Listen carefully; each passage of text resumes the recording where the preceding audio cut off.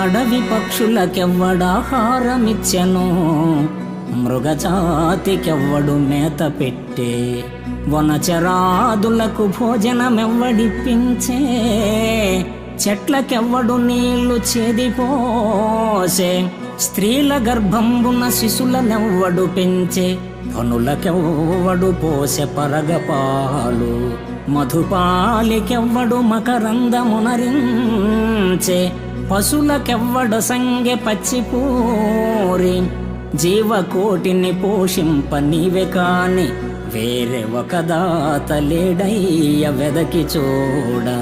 భూషణ వికాస శ్రీధర్మపుర నివాస, దుష్ట సంహార నరసింహ దురిత దూర.